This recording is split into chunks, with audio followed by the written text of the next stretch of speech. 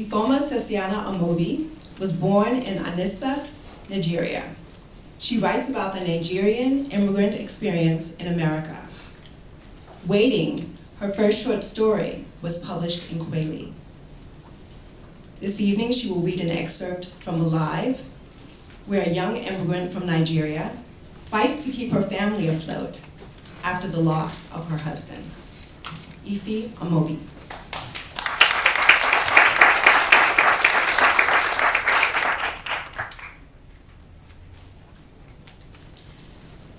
I finished my shift at Mepa Uzo restaurant, where I wash dish.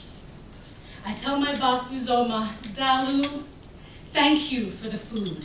My daughter will be happy with the mai mai. When I get outside, I cross my chest a good 10 times and ask God for forgiveness for the 2 bags of okra I stole from her freezer, for the paper napkins I stuffed in every pocket, for the change I took from the tip jar.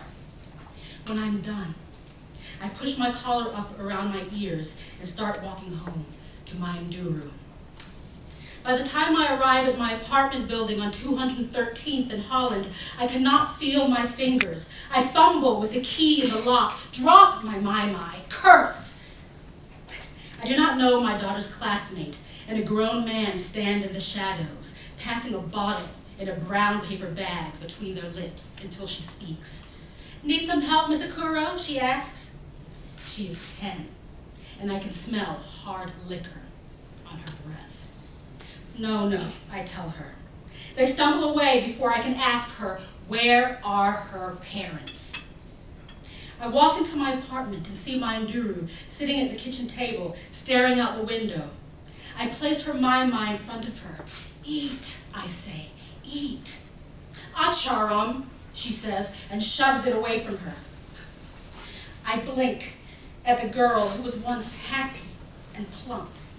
Now her limbs and neck are as thin as the legs of a chicken, and she has shaved the sides of her head to leave a soft tuft going down the middle like a crazy nanu, a crazy bird. What Nigerian child does this? I sniff around her. Open your mouth now, I say, so I can smell. I see napkins sticking out of her wrist. What person in her right mind would stick napkins under her clothes? I grab her arm, and she winces. She yanks her arm away and tugs her sleeve down over it. Rabamu, leave me alone, she says. She walks away from me and slams the door.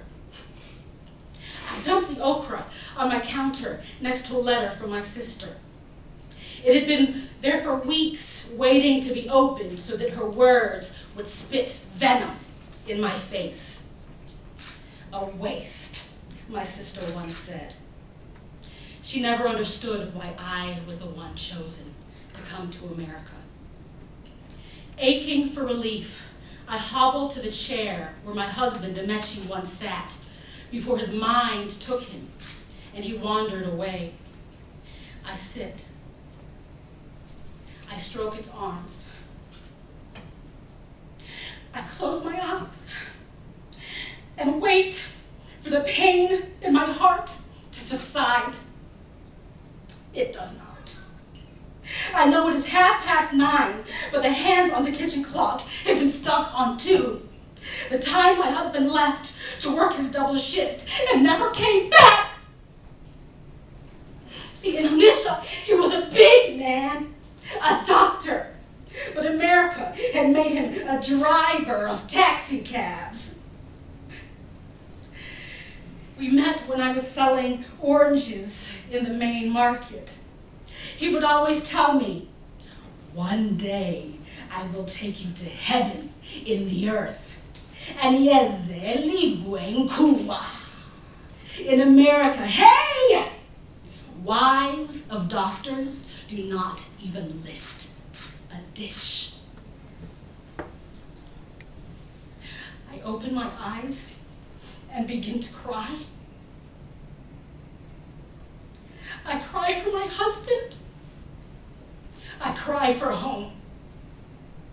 I go for my sister's letter on the counter and open it hesitantly. Sister, God has blessed your niece Chi-Chi, who has won a summer internship to study engineering at Columbia. You will house her, yes?